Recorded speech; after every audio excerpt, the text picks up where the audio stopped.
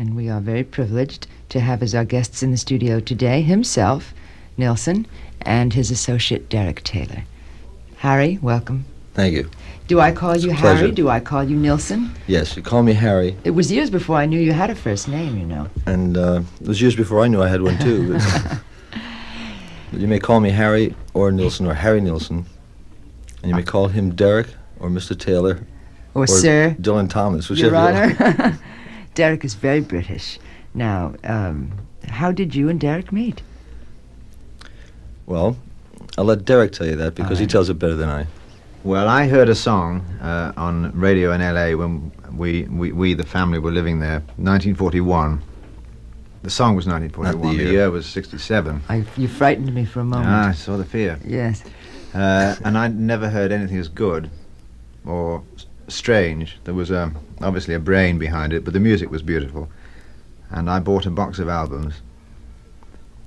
I mean, I checked where it came from, and then I bought the albums that afternoon and started sending them to people, because I thought the best album I'd heard, apart from those made by my friends the Byrds and my former employers and friends the Beatles, which is saying something.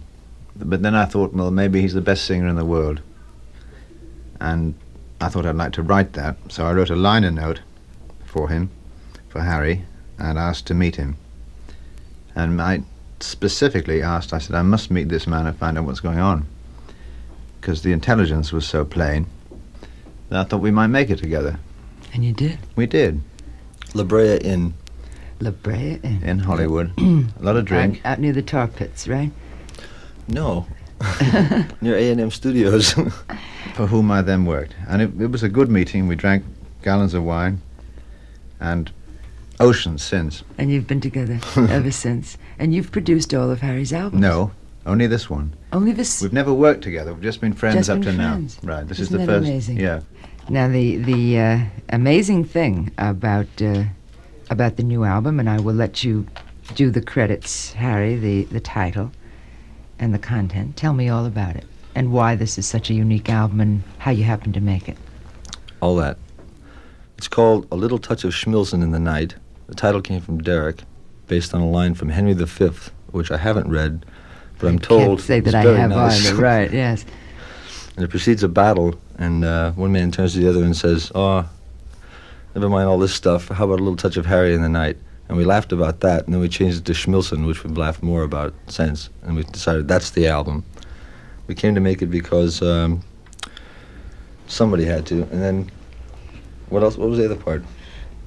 That this is such a unique album. Yeah, what makes it unique and how what makes it unique are the people involved and the songs and the way we went about recording it. It was Gordon Jenkins who arranged and conducted it, Phil McDonald who produced it and directed it and arranged it, but actually was the engineer. Gordon Jenkins. Now that's... And Derek Taylor is the producer. I said producer for Phil McDonald because I was trying to upgrade him. He gets a raise next album. Oh, I see. And 39 fine musicians. 39 musicians. That means a string section, of course. We had American songs, did it in London with an American arranger, an English producer, and an English engineer, and in the end, none of it showed.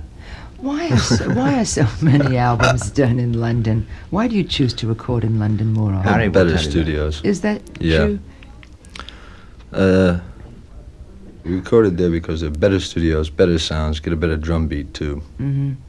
Tell me something, Harry. Of all the albums that you've done, all the songs that you've written, do you have a particular feeling, deep, complex feeling about any one of them? This one, specifically because it comes to mind now because it's fresh. Mm. But and there are a lot of reasons, and one of the reasons I was going to mention earlier is the combination of people, vis-a-vis the combination of people involved. One of the reasons it was possible to make the album, in fact, the main reason was because of Derek. And I haven't said this to him before, and it's not that I wouldn't, it's just that it's never come up. So he has a way of defending what he believes in. Mm-hmm.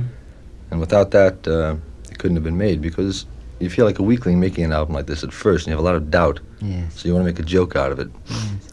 even though you have a serious intent at heart.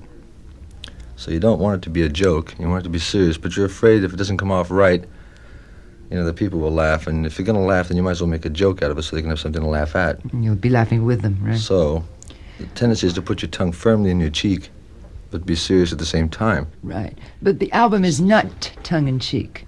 No. No.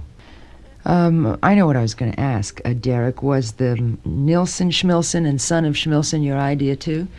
No. I've never had ideas about his music. His producer,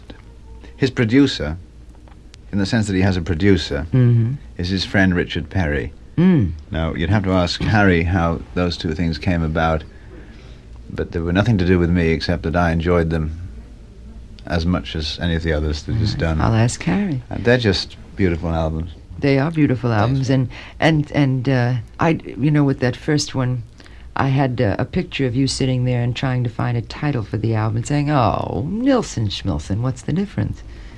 And actually, we were sitting around a room trying to think of a title for the album, and a friend of mine said, whose name was Bill Martin, very old dear friend, said those very same words. Yeah, it's beautiful. It was just such a throwaway. It was beautiful.